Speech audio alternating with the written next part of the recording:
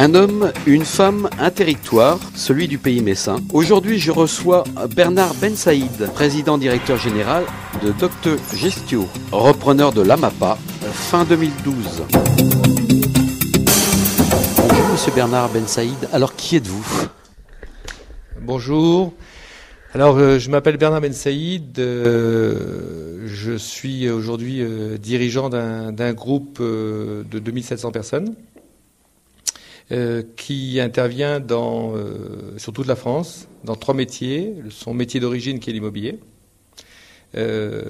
Ensuite, dans un deuxième métier qui est l'hôtellerie et la gestion de résidence. Et puis plus récemment, dans un troisième métier qui est le métier du médico-social. Alors dans le médico-social, on a toutes sortes d'activités, puisqu'on gère à la fois, si vous voulez, des cliniques, des centres de santé, des centres thermaux, et puis, plus récemment, suite à la reprise de l'AMAPA, des résidences d'hébergement pour personnes âgées dépendantes, des EHPAD. Alors, qu'est-ce qui fait un peu le lien entre tout ça ? Alors, ce qui fait le lien entre tout ça, je pense que c'est l'immobilier. C'est l'immobilier, c'est-à-dire qu'au bout du compte, quand on veut offrir du service aujourd'hui en France, eh ben souvent ce service il nécessite de l'immobilier, donc il faut des hôtels, il faut des résidences, il faut des immeubles, et il faut bien gérer ce poste-là, parce qu'aujourd'hui, si vous voulez, globalement en France, le coût du travail, eh bien on peut pas le baisser. Ça, c'est un incontournable. Et donc, le deuxième poste de coût, si vous voulez, avant l'énergie et les fluides, c'est l'immobilier. Donc si on n'a pas une bonne maîtrise des coûts de l'immobilier, on ne peut pas avoir une bonne des prix qui se permettent, si vous voulez, d'être au prix de marché aujourd'hui et d'être compétitif dans un monde où, si vous voulez, globalement, on a une baisse des prix dans tous les secteurs de services. Alors aujourd'hui, vous êtes le nouveau acquéreur de l'AMAPA, on peut dire ça un peu comme ça. Pourquoi avoir postulé justement à cette reprise de cette AMAPA ?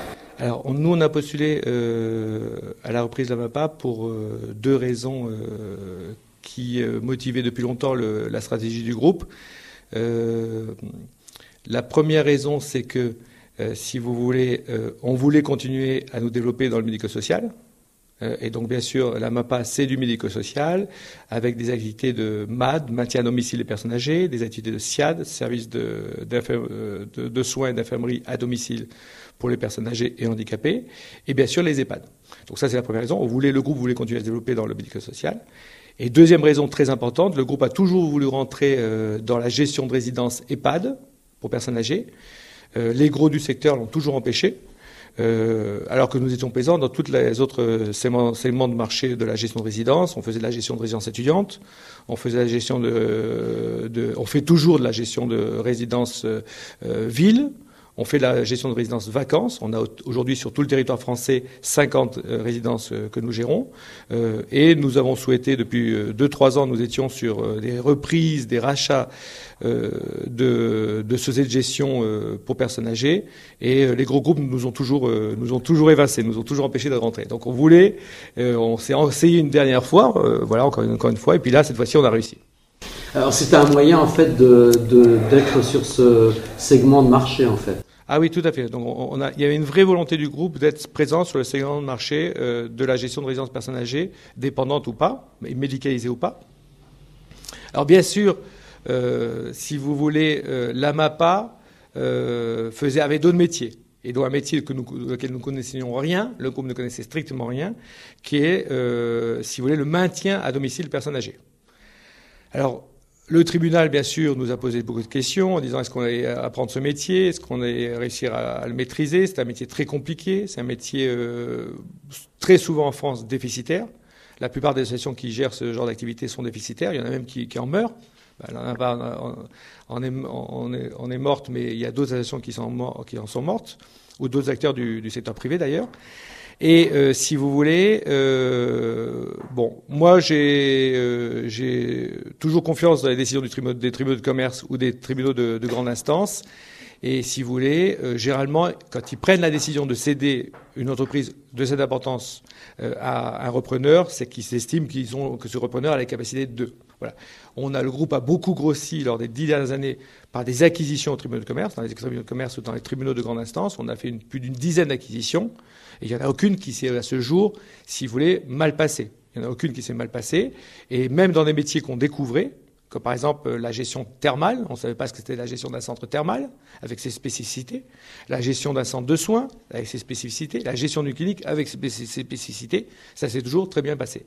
Alors bien entendu, à chaque fois, lorsque le groupe s'est parti dans de nouveaux métiers, il s'est adjoint des compétences extérieures sur ce sujet-là. Dans le cas de la MAPA, on n'a pas senti le besoin de nous adjoindre des compétences supplémentaires. Et au contraire, et le tribunal ne nous l'a pas demandé d'ailleurs, puisque, si vous voulez, la MAPA, c'est quand même 1800 personnes, et c'est 1800 personnes qui connaissent très très bien, si vous voulez, ce métier-là, et qui connaissent ce métier-là depuis plus de 50 ans. Donc on n'a pas besoin de ramener qui que ce soit. Il fallait simplement redynamiser, remotiver les équipes, voilà. C'est aussi une affaire de gestion, peut-être. Attendez, on va faire une pause, si vous voulez. Non, c'est pas nécessaire. C'est une affaire de gestion. Bien entendu, c'est une affaire de gestion. Alors, vous savez que notre groupe s'appelle Doctogestio. Donc, Doctogestio, ça veut dire gestion savante en latin. C'est un peu le point fort de notre groupe. C'est qu'on est un groupe, si vous voulez, on va dire, qui a sur 3 piliers: immobilier, hôtellerie et médico-social. Et la force du groupe, c'est sa bonne gestion. Sa bonne gestion, c'est qu'on est très rigoureux dans les critères de coût. On est très rigoureux dans les critères de rentabilité. Et si vous voulez, il n'y a pas de collaborateurs dans le groupe qui ne sont pas productifs, qui ne sont pas, si vous voulez, directement impliqués et qui rapportent pas leur contribution à l'avancée du groupe. Même dans ce groupe de 2700 personnes aujourd'hui. Je connais personne qui, entre guillemets, se roule les si vous voulez, s'embête à son poste. Voilà. Alors, cet AMAPA, vous l'avez récupéré dans un piteux état financier, mais également avec une démobilisation quelque part des salariés aussi en même temps. C'est pas facile de remotiver tout ça et de remettre un coup de fouet à la machine pour la relancer. Alors, c'est pas facile, mais c'est indispensable. Donc, si vous voulez, on est obligé de le faire. Donc effectivement, l'AMAPA est en difficulté financière depuis de nombreuses années. Des difficultés qui se sont accrues début 2012, suite, on va dire, à une baisse des recettes des tutelles. Et donc, ces difficultés financières, à un moment donné, elles sont plus surmontables et donc on amène à la liquidation de l'entreprise. Donc l'ancienne AMAPA a été liquidée avec plus de 27 millions d'euros de dette, donc c'est beaucoup d'argent, 27 millions d'euros de dette. Donc nous, repreneurs, on reprend sans doute une entreprise qui est en mauvais état, où le personnel, les collaborateurs ont été fortement affectés, où les cas dirigeants se sont posés plein de questions, où les partenaires se sont posés plein de questions, mais néanmoins avec quand même un avantage, et pas des moindres, qui est celui qui n'a plus de dette. Donc on redémarre avec un niveau de dette 0. Donc on redémarre, on va dire, de scratch. Une fois qu'on a remis le scratch, mais après, le travail qu'il faut faire, c'est il faut remobiliser les équipes. Il faut redonner confiance aux partenaires. Il faut refaire fonctionner les équipes dirigeantes. Voilà. Et faire adhérer à toutes ces personnes à un nouveau projet. Bon, donc ça a été mon travail. Ça a été mon travail de ces 3 premiers mois, puisque nous sommes dans les lieux depuis le 1er novembre 2012. Novembre, décembre, janvier, voilà, ça fait pas plus de 3 mois. Et mon travail, ça a été de bien donner, si vous voulez, une vision, un chemin, et d'expliquer ça à tous les collaborateurs, du bas en haut et en passant par le milieu, sans négliger aucun collaborateur. Donc concrètement, j'ai été sur le terrain pendant 3 mois et demi. J'étais à la rencontre de 1800 collaborateurs. À ce jour, j'en ai rencontré 1700. Donc il me reste encore 100 à rencontrer que je rencontre tout à l'heure. Et d'expliquer, de communiquer, de redonner confiance et dire que c'est une très belle entreprise, c'est une très belle association, qu'on est au cœur de problématiques de la société française d'aujourd'hui et encore plus de demain, et que le travail de cette association est un travail absolument nécessaire, c'est un travail indispensable, et c'est un travail qui mérite, si vous voulez, respect, considération et accompagnement, et que là, nous, on est là pour si vous voulez, assurer cette reprise dans les meilleures conditions. Alors, vous parliez de remotiver un petit peu les salariés et vos collaborateurs. Comment ça s'est passé, cette reprise avec les organisations syndicales qui étaient assez en colère de cet état de la MAPA? Alors, les organisations syndicales, le dialogue s'est très bien passé. Vous savez qu'elles nous ont soutenus. Elles ont mis notre offre de reprise en premier dans la liste des repreneurs. Donc on a eu un dialogue en amont de la reprise. Alors bien sûr, ce dialogue en amont de la reprise s'est traduit ensuite, par la suite, par un dialogue après la reprise. Donc l'idée, c'était avec ces organisations syndicales, d'abord de mieux comprendre ce qui avait péché, si vous voulez, dans l'entreprise. Et là, le constat était unanime. C'est que globalement, il n'y avait pas de communication dans l'entreprise. Il n'y avait pas de communication. On avait une structure très pyramidale, une structure de décision très hiérarchique et qui ne convenait pas du tout aujourd'hui aux contraintes de l'entreprise du monde moderne où il faut réagir très rapidement, il faut être à l'écoute du client, à l'écoute du marché, en veille en permanence. Donc là, tout le monde était d'accord pour faire ce constat. Et une fois qu'on est d'accord sur le constat, on est souvent d'accord sur les conséquences du constat et les mesures qu'il faut prendre. Et les mesures qu'il faut prendre étaient simples. C'était simplement dire il faut que les décisions reviennent à un niveau inférieur, voire même reviennent à la base parfois. Et que donc on donne beaucoup plus de pouvoir, beaucoup plus d'autonomie à tous les responsables opérationnels, à tous les adjoints de service, à tous les, si vous voulez, managers de proximité. Voilà. Donc ça, c'est un constat. Alors maintenant, une fois qu'on a fait constat, on est d'accord sur on va dire le diagnostic et d'accord sur la préconisation. Il faut la mettre en œuvre. Ça, c'est plus dur. Alors, en bout de chaîne, c'est le client. Qu'est-ce qui a changé pour lui? Est-ce qu'il a vu un changement? Alors je pense que le client a vu un changement parce que, si vous voulez, bien entendu, dans les conséquences de ces dysfonctionnements de l'association précédente, a été que les clients étaient mécontents. Les personnes âgées avaient l'impression qu'on ne les écoutait pas. Il n'y avait personne au bout de la ligne, il n'y avait personne au bout du téléphone. Elles ne savaient pas qui était leur interlocuteur et donc elles étaient un peu perdues. Et une personne âgée a besoin d'être assurée, c'est la première chose, son premier bien-être. Ben, ce qui a changé, c'est que maintenant, les personnes âgées, on les appelle. On les appelle, on n'est plus si vous voulez, en réaction, on est en action. Voilà, parce qu'on ne parle pas de réagir, on est en amont de l'action. Et donc on les appelle, avant même qu'elles nous appellent, on leur demande si ça se passe bien, si elles sont contentes des interventions des aides à domicile, si elles ont besoin de plus d'aide, si elles veulent que les aides qu'on a portées jusqu'à présent soient un peu modifiées vers telle ou telle activité.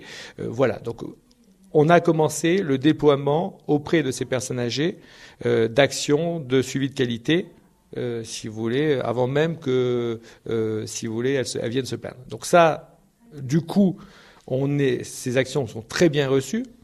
On a des personnes âgées qui nous disent on est très surpris, on n'avait pas été contacté depuis 3 ans. Voilà. Donc ça change concrètement beaucoup les choses.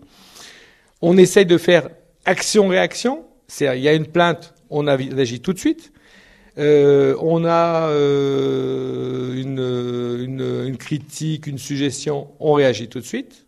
Et cette réaction, on essaie de l'étendre pas seulement aux clients, mais aux collaborateurs. Parce que c'est ça le plus gros problème, si vous voulez, de l'ancienne AMAPA, c'est que même les collaborateurs n'étaient pas entendus. Il n'y avait pas, si vous voulez, il n'y avait pas de notion d'entreprise, il n'y avait pas de notion de compréhension, d'écoute du collaborateur. Un collaborateur qu'on n'écoute pas, c'est un collaborateur qu'on a perdu. Alors là, c'est la partie aide à domicile. L'autre partie résidence, c'est aussi... je crois qu'il y a 8 résidences dans la partie AMAPA. C'est quelque chose d'important. Et puis peut-être qu'il y a des perspectives d'augmentation, puisque le marché est là. Quelque part, pour une société commerciale comme vous, le marché est là aujourd'hui. Alors, concernant, si vous voulez, donc la première activité importante, c'était bien sûr l'activité de maintien à domicile. La deuxième activité la plus importante pour l'association, c'est l'hébergement de personnes âgées dépendantes, donc l'activité d'EHPAD. En fait, là, on a plus que 8 établissements. La MAPA gère aujourd'hui 11 établissements. 11 établissements, voilà. Alors, en fait, on a des établissements de taille très différentes et avec des qualités très hétérogènes aujourd'hui. On a à la fois la plus petite EHPAD de France, ce qui est un record. On a une EHPAD avec 14 lits, donc c'est la plus petite EHPAD de France. Et à la fois, on a notre plus grande EHPAD et, si vous voulez, en dessous de la moyenne française.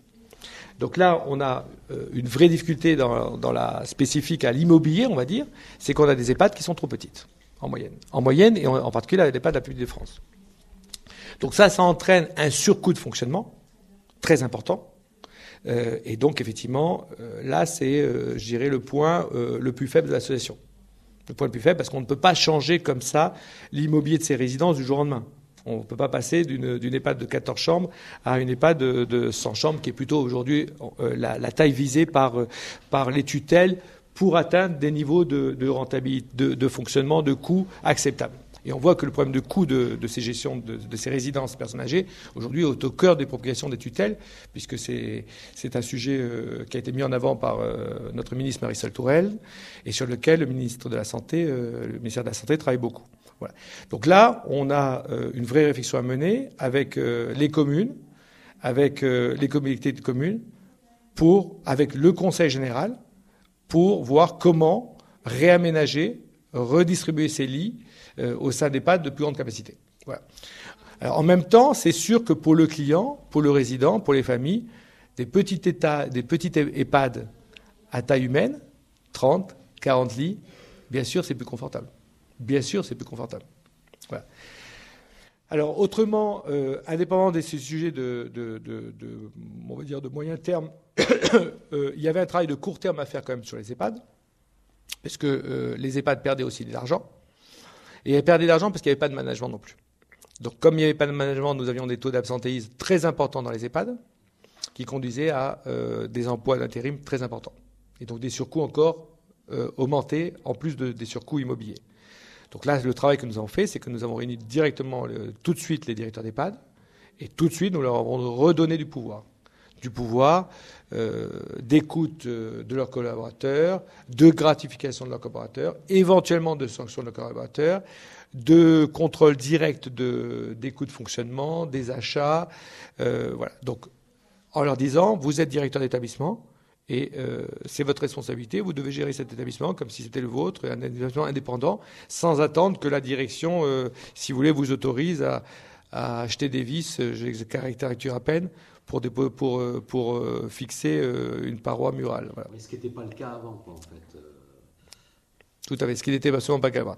Donc, résultat des courses, eh bien, tout d'un coup, les directeurs d'établissement se sont retrouvés dans leur vrai rôle, parce que la tutelle fixe des responsabilités très, très importantes à ces directeurs d'établissement, qui n'avaient plus, se sont retrouvés investis à gérer de manière, en bon père de famille, leur établissement, à avoir un vrai dialogue, une vraie écoute des collaborateurs. Du coup, on a vu le taux d'absentéisme chuter de manière très importante dans les EHPAD.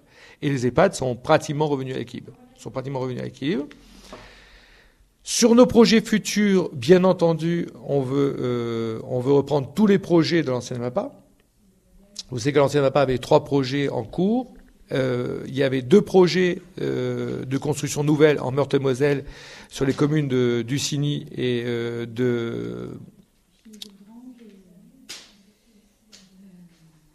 Dusigny et Hommecourt. Voilà. Donc il y a ces 2 projets-là, donc on souhaite bien entendu les reprendre. Là, on a une petite difficulté juridique, c'est que lors de la reprise au tribunal de commerce, nous avons laissé les terrains dans les mains du liquidateur, de manière à ce que les créanciers retrouvent des sommes plus importantes grâce à la vente des terrains. Donc la MAPA devra se positionner comme repreneur auprès du mandataire pour acheter ces terrains-là, augmentant de ce point de vue-là la somme que les créanciers récupéreront. Donc ça, c'est les deux projets sur lesquels, bien entendu, nous entendons nous positionner comme repreneurs, mais nous n'avons aucune exclusivité, nous n'avons aucun droit prioritaire là-dessus.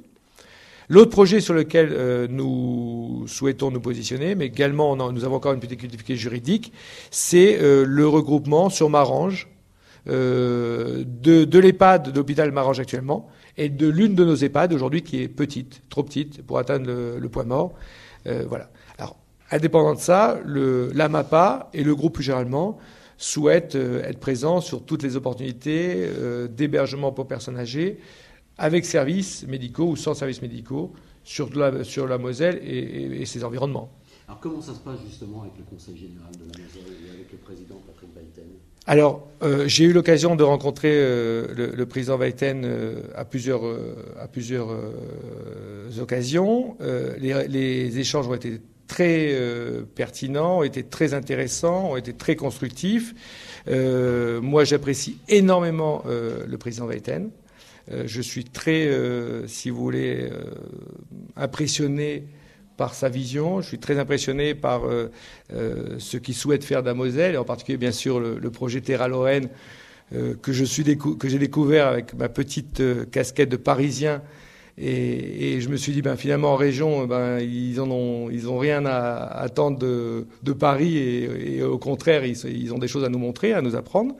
Et j'espère bien que le groupe pourra participer à ce projet Terra Lorraine. Sur le dossier de la MAPA, je crois que le Conseil général, comme tout le monde, est tombé de l'arbre. Ils n'imaginaient pas l'ampleur de la catastrophe, ils n'imaginaient pas l'ampleur des pertes, ils n'imaginaient pas l'ampleur de la mauvaise gestion. Voilà. Alors, ils sont très contents de voir, je crois, comme le tribunal l'a décidé, un opérateur privé reprendre les destinées de cette association, mettre de l'ordre, mettre de la rigueur et faire redémarrer tout le monde. Voilà. Alors sans doute, si vous voulez, c'est toujours surprenant de voir un opérateur privé, si vous voulez, gérer une association. C'est un peu, le discours est un peu différent, mais je crois que dans le monde moderne, dans le monde d'aujourd'hui, où le médico-social, de toute façon, n'a plus d'argent, on n'a pas d'autre choix que de réinventer ce métier. Que de réinventer le métier du médico-social, trouver des solutions.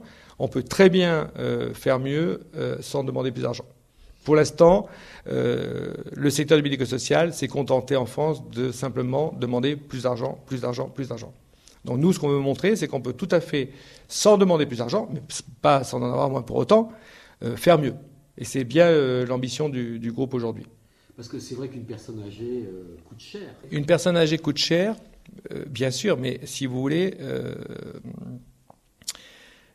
si vous voulez, ce point-là, moi j'aurais tendance à dire, une personne âgée ne coûte pas plus cher, pas moins cher que n'importe quel individu. Bon, elle coûte un peu plus cher, si vous voulez, à cause de la dépendance, d'accord ? Donc là, on sait que la dépendance, ça coûte 500 € par mois environ.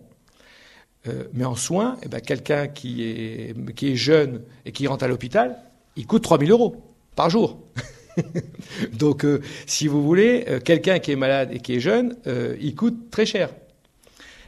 Donc, aux États-Unis, où on a une population qui est, si vous voulez, plus jeune que la population française, les soins représentent, en pourcentage du PIB, 50% de plus qu'en France. Donc, je dirais que ça ne coûte pas si cher que ça. Je pense qu'il ne faut pas parler de coûts. Il faut parler, si vous voulez, de besoins et si vous voulez, de souhaits des individus d'affecter leurs revenus à telle ou telle partie des produits. Alors je m'explique. Si vous voulez, aujourd'hui, une personne âgée hébergée en EHPAD va coûter, on va dire, 3 000 € par mois. Pour l'hébergement, la nourriture, la dépendance et les soins. Sauf que elle est hébergée, elle est nourrie, elle est soignée, on s'occupe d'elle, et il y a donc des services. Donc ça coûte, si vous calculez bien, ça coûte 100 € par jour en moyenne. 100 € par jour. Il y a peu d'établissements en France où vous êtes nourri, logé, lavé, soignés, accompagnés pour 100 euros par jour. Donc aujourd'hui, on a quand même des établissements en France qui sont... Tout le monde crie sur le coût de fonctionnement des EHPAD, mais moi j'aurais tendance à dire ce n'est pas très cher. Ce n'est pas très cher. Et on a des établissements où vous pouvez regarder le niveau moyen des salaires. Je ne trouve pas que on ait des salaires indécents. On a des salaires où vous avez des collaborateurs qui sont très impliqués, qui aiment ce métier-là, qui sont proches des personnes, qui se dévouent, qui font parfois beaucoup plus que leurs heures et qui sont payés 1 000 euros net. Donc je n'ai pas l'impression que ça soit un scandale. Un directeur d'EHPAD, c'est quelqu'un qui a de grandes responsabilités, qui a un très bon niveau d'études, qui ne compte pas ses heures non plus, qui est cadre, doit être payé autour de 3 000 euros par mois. Donc je ne trouve pas que ce soit un scandale non plus. Bon. Par ailleurs, dans les EHPAD, vous savez très bien que nous devons avoir des médecins. On doit avoir des médecins qu'on appelle coordonnateurs de l'ensemble des activités de soins.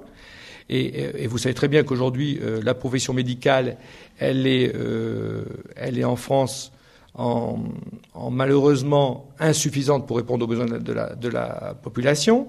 Nous sommes obligés de faire venir des talents d'Afrique du Nord, des talents d'Europe de l'Est, parfois même des talents d'Asie pour répondre à la demande, si vous voulez, des besoins des patients, et que si vous voulez, un médecin, très vite, il vous met en concurrence avec le marché et il vous dit ce que je gagne dans l'EHPAD n'est pas suffisant, monsieur. Bon, tout ça pour vous dire qu'aujourd'hui, je trouve que le niveau moyen du coût de fonctionnement des EHPAD n'est pas cher en France. Il n'est pas cher contrairement à ce qu'on dit. Bon. Alors, comment vous faites pour valoriser à la fois votre personnel salarié et puis en même temps dégager des bénéfices parce que vous n'êtes pas philanthrope? Alors aujourd'hui, on ne gagne pas d'argent encore. On ne gagne pas encore d'argent. La MAPA ancienne perdait environ entre 2 millions et 2,5 millions d'euros par an. Notre objectif, c'est de revenir à l'équilibre. Alors, comme nous fonctionnons toute activité confondue, c'est-à-dire activité maintien à domicile, activité SIAD et activité EHPAD, et que le gros foyer de perte aujourd'hui, c'est le maintien à domicile, il faudra qu'il y ait des activités qui subventionnent les autres. Donc, le bénéfice des EHPAD ira couvrir les pertes du MAD. Mais c'est pas faire payer le service en faisant payer le service à sa juste valeur, parce qu'on a l'impression que c'est en dessous du coût de... Alors si vous voulez, en France aujourd'hui, notre problématique c'est quoi? C'est qu'on a une population qui vieillit, qui a besoin de plus en plus d'aide et qui a besoin de plus en plus de soins. On a deux alternatives. Soit dès qu'une personne âgée commence à présenter des troubles de la dépendance, eh bien, elle est immédiatement hébergée en EHPAD. Et là, ça coûte très, très, très cher. Ça coûte très, très cher. Enfin, c'est ce qu'on dit, ça coûte 3 000 euros par mois. Ou bien, on essaie de la maintenir le plus longtemps possible chez elle. On essaie de la maintenir le plus longtemps possible chez elle. Et là, ça coûte, je dirais, ça coûte moins cher, ça coûte de l'ordre de 1 000 euros par mois. Voilà. Donc, tout le travail aujourd'hui, la stratégie des autorités de tutelle, c'est dire... on va essayer au maximum de laisser le plus longtemps possible les personnes hébergées chez elles, personnes âgées hébergées chez elles, et qu'en dernier recours, lorsque le niveau de dépendance est devenu très très élevé, on les mettra en EHPAD. Et d'ailleurs, c'est la tendance qu'on voit, puisque si vous voulez, ce qu'on appelle être le degré de dépendance qui est mesuré par ce qu'on appelle l'indicateur du GIR, ne fait que progresser dans les EHPAD. Alors maintenant, la problématique qu'on a, c'est que la dépendance, le maintien à domicile, c'est encore un métier qui est mal connu en France. Il est mal connu. Et il est mal connu et il n'est pas vécu par les personnes âgées comme une prescription médicale. Il est vécu comme, si vous voulez, une aide facultative que la collectivité accorde aux personnes âgées.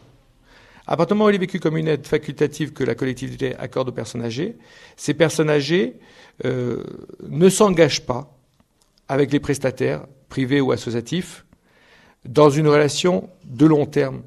Et par conséquent, la gestion du service est très compliquée. Il est très très compliqué. Il est très compliqué parce que la personne âgée souvent considère que cette gestion est une gestion facultative. C'est un peu comme si je vais au restaurant, je prends une pizza, je prends pas de pizza. Donc pour les organisateurs, les prestataires de ce service, la gestion est, je dirais, quasi infernale. Parce que, si vous voulez, on a en face de nous des bénéficiaires qui considèrent que, si vous voulez, ils peuvent, s'ils souhaitent, ne pas bénéficier de cette aide. Donc, du coup, le coût de fonctionnement pour les prestataires, souvent, est à perte. Il est à perte parce que nous avons des salariés en contrat à durée indéterminée. Nous devons leur assurer un certain nombre d'heures. Le coût du travail en France, il ne baisse pas. Et donc, voilà la difficulté. Donc, je dirais que la moitié des associations qui, aujourd'hui, travaillent sur le secteur du maintien à domicile en France perdent de l'argent. Ils perdent de l'argent. Alors, il y a les problèmes spécifiques de gestion, d'implication du personnel, etc.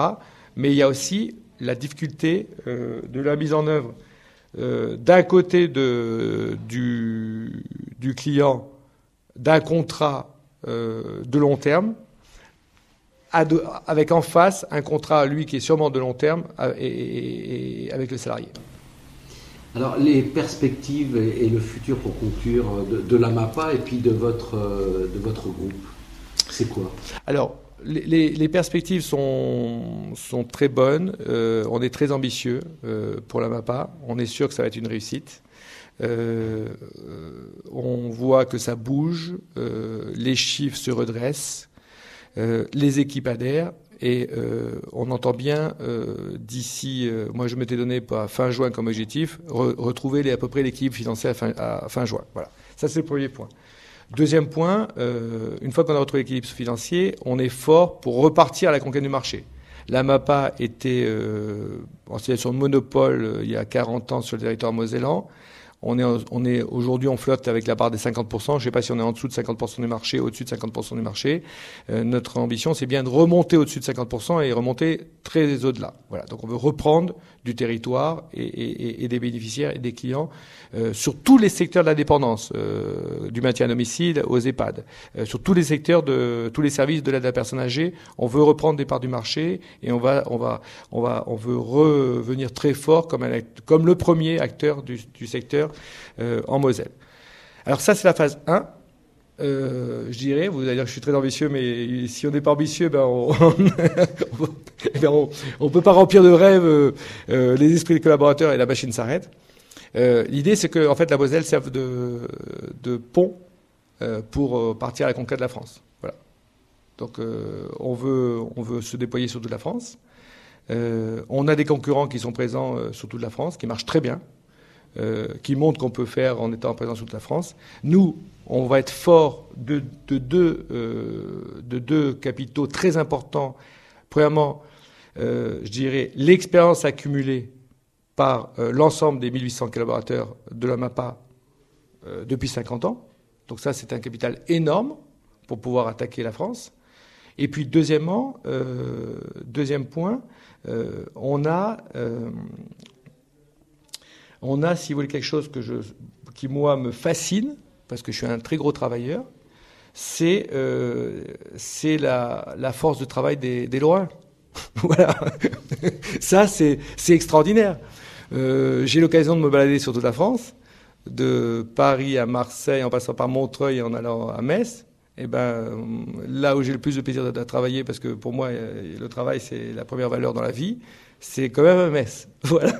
Donc aujourd'hui, je passe 4 jours à Metz, et j'espère bien convaincre mes collaborateurs de la MAPA, de donner l'exemple sur tout le territoire français. En chiffre d'affaires, la MAPA, c'est combien, ou quels sont vos objectifs? Et puis votre société, globalement, c'est quel chiffre d'affaires? Alors la MAPA, aujourd'hui, c'est 50 millions d'euros de chiffre d'affaires. Ça représente 40% du chiffre d'affaires du groupe, puisque le chiffre d'affaires du groupe est de 115 millions d'euros. Voilà, 115 millions d'euros en 2013. Notre objectif est très important, parce que si vous voulez, on doit devenir un acteur important du médico-social en France. Vous savez que le médico-social en France s'effondre. Il y a un hôpital sur 2 qui est en faillite, une clinique sur 2 qui est en faillite, un centre de santé sur 2 qui est en faillite. Et toutes les expériences de reprise que nous avons faites sont soldées aujourd'hui de manière positive. Donc pour les autorités de tutelle, pour le ministère de la Défense, de la Santé, si vous voulez, un opérateur qui sait gérer en euros constants et à prestations constantes, c'est un bon opérateur. C'est un bon opérateur. Et c'est pas un opérateur qui va revenir à l'ARS ou aux caisses primaires en disant « je veux plus d'argent ». Donc aujourd'hui, on est sur beaucoup de dossiers de reprise. cliniques, associations dans le médico-social, hôpitaux. Et on vise, alors je vais être très ambitieux encore, mais si on n'est pas ambitieux, on vise 500 millions d'euros de chiffre d'affaires à horizon de 5 ans. Donc de très nombreuses acquisitions à travers toute la France. Des très nombreuses acquisitions à travers toute la France, et on est déjà sur des projets. Voilà, je ne peux pas pour l'instant en parler plus, mais on est sur des projets. En tant qu'homme, vous vous plaisez Alors en tant qu'homme, alors moi j'ai eu dans ma vie, on va dire, 2 phases. Je suis professeur des universités, donc je suis pas du tout chef d'entreprise au départ. De 0 à 40 ans, j'ai passé ma vie dans les livres, dans les bibliothèques, dans les universités, dans les amphithéâtres, à enseigner, à expliquer, à chercher. J'ai quelques succès en matière de recherche économique. Bien sûr, je suis toujours professeur des universités à Sciences Po Lille. Donc j'ai une chaire d'économie. Bon, pour l'instant, je suis en disponibilité de l'éducation nationale. Et puis à 40 ans, comme souvent dans l'histoire des hommes, il se passe quelque chose. Il y a un basculement et je me suis pas arrêté de faire de l'enseignement, mais je me suis arrêté de faire de la recherche et j'ai créé mon entreprise. Donc voilà, on va dire que depuis toute ma vie, je me suis éclaté. Quand je faisais de la recherche, je me suis éclaté. Quand j'ai enseigné, je me suis éclaté. Et aujourd'hui, dans l'entreprise, je m'éclate. Voilà. Et c'est ça qui me motive. Alors l'argent, bien sûr, vient avec. Mais je crois que le vrai sujet, c'est le plaisir de faire ce qu'on aime et de voir qu'on construit quelque chose. Qu'on construit quelque chose, c'est le plus important. Moi, si vous voulez, quand je construis et je vois que c'est construit sur de bonnes bases, je suis très heureux.